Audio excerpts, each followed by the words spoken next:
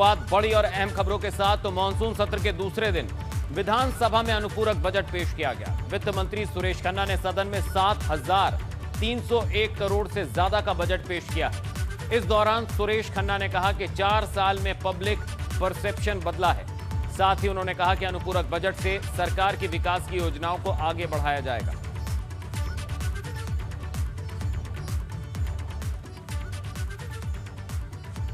आज अनुपूरक बजट पेश किया गया। वित्त मंत्री सुरेश खन्ना ने पेश किया बजट। 7,301 करोड़ रुपए का अनुपूरक बजट पेश किया। तो हर वर्ग के लिए सरकार काम कर रही है, कहना है मंत्री सुरेश खन्ना का।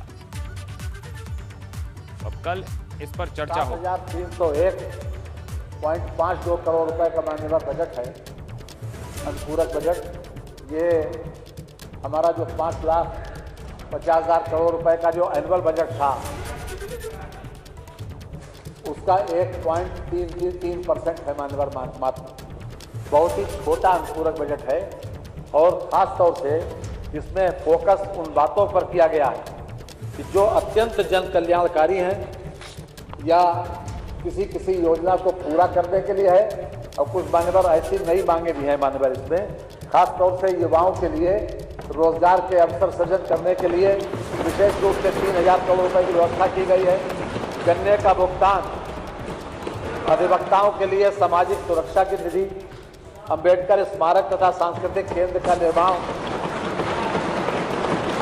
आंगनबाड़ी, आशा वर्कर तथा चौकीदारों के लिए मानदेय में वृद्धि, विद्युत व्यवस्था में सुधार, गोवंश का रखरखाव और अयोध्या में एमिनिटीज और पार्किंग की व्यवस्था, और साथ साथ मान्यवर बेसिक इंफ्रास्ट्रक्चर में इजाफा। योगी सरकार के अनुपूरक बजट पर बसपा प्रमुख मायावती ने ट्वीट किया और इस अनुपूरक बजट को गरीबों की उम्मीदों पर कम और दिल दुखाने वाला ज्यादा बताया है। मायावती ने ट्वीट कर कहा कि यूपी विधानसभा में आज पेश अनुपूरक बजट राज्य की विभिन्न संकटों में घिरी गरीब और मेहनतकश जनता के लिए उम्मीदों का कम और दिल दुखाने वाला ज्यादा है। अगर यूपी सरकार तमिलनाडु की तरह पेट्रोल की कीमत 3 रुपए कम कर देती तो करोड़ों जनता को महंगाई से थोड़ी राहत जरूर मिल जाती। वैसे भाजपा सरकार ने जिस प्रकार से अंधाधुंध वादे और घोषणाएं आदि किए हैं, उसके अनुसार बजट का सही प्रबंध नहीं होने से वो कागजी घोषणाएं ही बनकर रह जाएंगी। जबकि बीएसपी सरकार में घोषणाओं से पहले उसके लिए वित्तीय व्यवस्था जरूरी था। यही असली फर्क है बीएसपी और अन्य में।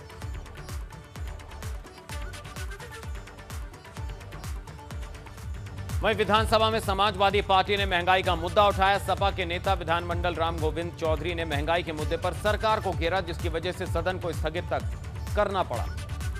क्षेत्र के 4-5 गांव बिल्कुल डूब गए। 10 नाव कहते कहते हम लोग थक गए। नाव की व्यवस्था नहीं हुई। रामपुर नंबरी, सुअरहा और चितबिसा बिल्कुल डूब गया। बिजली काट दी गई, किरासन तेल आप दे ही नहीं रहे। और जो 15-16 की बात क्या है माननीय अध्यक्ष जी, माननीय मंत्री जी ने, आपको पता होगा माननीय मुलायम सिंह यादव जी मुख्यमंत्री थे तब, माननीय अखिलेश यादव जी मुख्यमंत्री थे तब, बाढ़ पीड़ितों को 1 बोरा आटा, 1 बोरा चावल, 1 बोरा आलू, तेल, नमक, मसाला, कटान में जिनका पक्का घर गिरा पक्का का मुआवजा, जिनका कच्चा घर गिरा कच्चा का मुआवजा, जिसका छप्पर गिरा छप्पर का मुआवजा, और माननीय मुलायम सिंह यादव ने जिसका खेत गिर गया कटान से, उस खेत का भी मुआवजा देने का काम किया। हम कहने आए हैं, हम बेरोजगारों के साथ हैं, हम किसानों के साथ हैं, हम महिला सुरक्षा की बात करेंगे, हम कानून व्यवस्था की बात करेंगे, हम महंगाई की बात करेंगे। आपको चाहे तो हमारी संपत्ति जब्त कर लो, हम उनकी आवाज को सड़क से लेकर सदन तक बुलंद करेंगे। इतनी बड़ी झूठ बोलते हैं तब मुझको जरूर थोड़ा थोड़ा कष्ट होता है। सत्य से परे जब कुछ कहते हैं तो निश्चित रूप से मुझको कष्ट होता है। सब साथी लोग स्मार्टफोन रखते हैं और सबके पास गूगल बाबा हैं। जरा गूगल बाबा से पूछें कि 2013, 14, 15, 16 में कितनी जमीन बाढ़ से प्रभावित हुई थी। नंबर 1।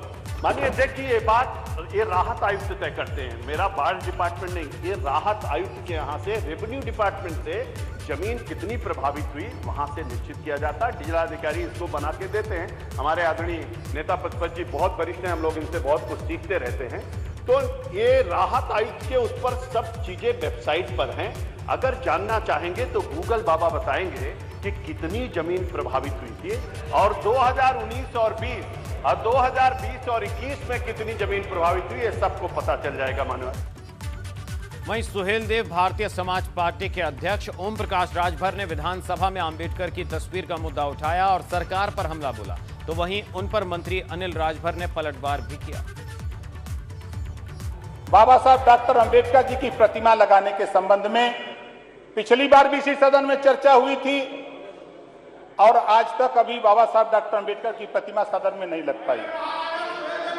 आप यहाँ रहे नहीं होंगे ओम प्रकाश जी बीच में, तो हम भाई चाहेंगे, ओम प्रकाश जी आप नहीं रहे। माननीय अध्यक्ष जी, हम चाहेंगे कि क्या ये रिपोर्ट लागू होगी कि नहीं होगी, नहीं होगी तो क्यों नहीं लागू होगी। तो आप बैठे तो हम सरकार से उत्तर मांगे। सरकार परीक्षण करा रही है, वो काम जब पूरा हो जाएगा तस्वीर पूरी तरीके से साफ हो जाएगी और उत्तर प्रदेश की धरती पर योगी जी की सरकार अति पिछड़े और पिछड़ों की भलाई के लिए जो कुछ भी करना होगा वो सब कुछ करने के लिए हम प्रतिबद्ध हैं और पूरी संवेदनशीलता के साथ इस बात को कहेंगे माननीय। और रुक करेंगे बड़ी खबर का। देहरादून से आ रही है बड़ी खबर। विधानसभा सत्र की तैयारी को लेकर कल होगी सर्वदलीय बैठक। देहरादून से इस वक्त की बड़ी खबर। विधानसभा अध्यक्ष प्रेमचंद अग्रवाल की अध्यक्षता में कल बैठक होगी। सर्वदलीय बैठक बुलाई गई विधानसभा में। दोपहर 3:30 बजे होगी सर्वदलीय बैठक और उसके बाद 4 बजे विधानसभा में कार्य मंत्रणा की बैठक होगी। चलिए खबरों में बढ़ेंगे आगे। भाजपा ने मिशन 2022 के मद्देनजर अल्पसंख्यकों को लेकर बड़ी तैयारी की है। आगामी चुनाव के मद्देनजर भाजपा 44,000 अल्पसंख्यकों की टीम बनाएगी और ये टीम अल्पसंख्यक समुदाय के लोगों के बीच में जाकर मोदी और योगी सरकार की उपलब्धियों को बताएगी। साथ ही उनके विकास के लिए लागू योजनाओं को भी बताया जाएगा। इतना ही नहीं, हर जिले में प्रबुद्ध अल्पसंख्यक सम्मेलन कराए जाएंगे। अल्पसंख्यकों के लिए भाजपा की खास रणनीति, मोदी योगी सरकार की उपलब्धियां गिनाएगी। हर जिले में प्रबुद्ध अल्पसंख्यक सम्मेलन भी किए जाएंगे। इसके लिए विशेष टीम बनाई जाएगी। तो 44,000 अल्पसंख्यकों की एक टीम बनाएगी बीजेपी, जो मोदी और योगी सरकार की उपलब्धियां गिनाएगी।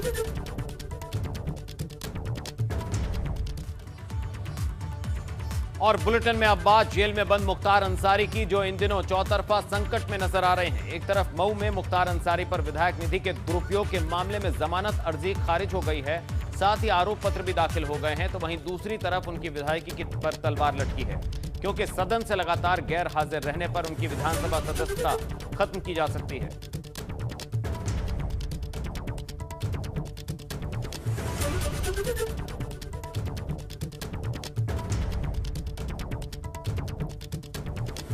मुख्तार से जुड़ी दो बड़ी खबर। एक पत्र या याचिका जो भी उचित समझें आप, हमारे यहाँ दिया है और उन्होंने मांग की है कि ये लंबे समय से गैर हाजिर हैं, तो इसलिए इन पर कार्रवाई की जाए। भारतीय संविधान में इस तरह की व्यवस्था है। आर्टिकल 190 का उपखंड 4, यहाँ संविधान में ये बात कही गई है कि कोई भी माननीय सदस्य अगर अनेक सत्रों में गैर हाजिर रहता है और गणना जो संख्या है उसकी गैर हाजिरी की, तो वो अगर 60 से ज़्यादा हो गई है, 60 दिनों से ज़्यादा, तो उस पर सदन कार्रवाई कर सकता है। संविधान में सदन शब्द का उल्लेख है, अध्यक्ष या सरकार का उल्लेख नहीं है। चूँकि सदन संचालक करने की जिम्मेदारी हमारी है, इसलिए प्रकारांतर से उन्होंने मेरे यहाँ प्रार्थना पत्र दिया है। अब ये कोई माननीय सदस्य संविधान के अनुसार अथवा सरकार का कोई वरिष्ठ मंत्री अगर इस तरह का प्रस्ताव सदन में लाता है तो सदन में इस पर विचार होगा। और चलिए अब बात तालिबान पर यूपी में बज रही सियासी ताल की। तो एक तरफ अफगानिस्तान में मचे संघर्ष के बीच वहां फंसे भारत के लोग वतन वापसी कर रहे हैं, तो दूसरी तरफ इसे लेकर यूपी में सियासत शुरू हो गई है और इस सियासत के कर्ता धर्ताओं के चेहरे सामने आ गए। वो नाम है संभल से सपा सांसद शफीकुर रहमान बर्क और all India Muslim personal law के बोर्ड के सदस्य सज्जाद नुमानी। इन दोनों ने अफगानिस्तान में तालिबान के कब्जे का समर्थन किया है। बर्क ने तो तालिबान को ताकत तक कह दिया। वहीं AIMPLB के सदस्य सज्जाद नुमानी ने भी तालिबान के हौसले को सलाम किया। तो यूपी की सियासत में तालिबान का गुणगान आखिर क्यों हो रहा है? तो दो चेहरे हैं जो इसको सही और इसको जायज ठहरा रहे हैं। तो यूपी में तालिबान पर सियासी ताल जो है वो ठोकी जा रही है। एक तरफ वहां से फंसे भारतीय वापस लौटे हैं और ऐसे में इस तरह के बयानबाजी सामने आ रही है। तो बर्क का तालिबान को समर्थन, हालांकि उन्होंने बयान दिया और उसके बाद अपने बयान से पलट भी गए। तो संभल से सपा सांसद शफीकुर रहमान बर्क पर जब तालिबान प्रेम को लेकर केस दर्ज हुआ तो वो अपने बयान से पलट गए और कहने लगे कि ऐसा कोई बयान ही नहीं दिया। तो देखते हैं कि हमारा देश जब अंग्रेजों के कब्जे में तो सारा हिंदुस्तान आज़ादी के लिए लड़ रहा था। अब वहाँ का भी अब अमेरिका ने कब्जा कर रखा, पहले रशिया में था, फल जगह जगह उनका भी कब्जा, वो भी आज़ाद रहना चाहते, अपने देश को आज़ाद कराना चाहते। ये तो उनका पर्सनल मामला है, इसमें हम क्या दखल देंगे। खबर कानपुर से। कानपुर में सपा विधायक अमिताभ वाजपेयी के खिलाफ NHAI के परियोजना निदेशक ने केस दर्ज कराया। बिठूर थाने में दर्ज कराए गए मुकदमे में आरोप है कि सपा विधायक अमिताभ वाजपेयी ने उन्हें थप्पड़ मारने वाले को 1 लाख रुपए देने की बात कही है। साथ ही उनके घर पर हमला करने के लिए भी लोगों को उकसाया है, जिसके बाद पुलिस ने विधायक पर अपशब्द कहने और धमकी देने की धारा में केस दर्ज कर लिया है। दरअसल विधायक अमिताभ वाजपेयी की बिठूर में फैक्ट्री है और जो कि GT रोड चौड़ीकरण योजना की जद में आ रही है, जिसको लेकर विधायक ने अपने समर्थकों के साथ प्रदर्शन किया था। तो वहीं विधायक अमिताभ वाजपेयी का आरोप है कि उनकी फैक्ट्री की जमीन का अधिग्रहण किया गया, लेकिन मुआवजा देने के नियमों का पालन नहीं किया गया। साथ ही आरोप लगाया गया कि परियोजना निदेशक ने उनसे रिश्वत की मांग की। पुलिस को परियोजना अधिकारी ने आरोपों के संबंध में वीडियो उपलब्ध कराए हैं, जिसकी जांच के बाद कार्रवाई की बात कही जा रही है।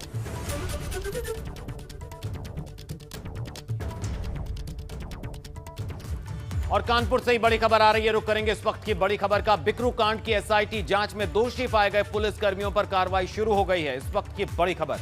तो जांच में 37 पुलिस कर्मियों को SIT ने दोषी पाया है, जिसमें से 7 पुलिस कर्मियों को मिसकंडक्ट दिया गया, जबकि 17 को नोटिस जारी किया गया, जिनका जवाब मिलते ही इन पुलिस कर्मियों पर दंडात्मक कार्रवाई की जाएगी। तो वहीं जेल में बंद चौबेपुर के पूर्व थानाध्यक्ष विनय तिवारी, दारोगा KK शर्मा के खिलाफ अभी जांच पूरी नहीं हुई है। बिकरू कांड में जांच के बाद दोषियों पर एक्शन शुरू। SIT जांच में दोषी पुलिस कर्मियों पर कार्रवाई। तो सभी के खिलाफ दंडात्मक कार्रवाई की जाएगी। आपको बता दें कि बिकरू कांड में एक्शन जारी है।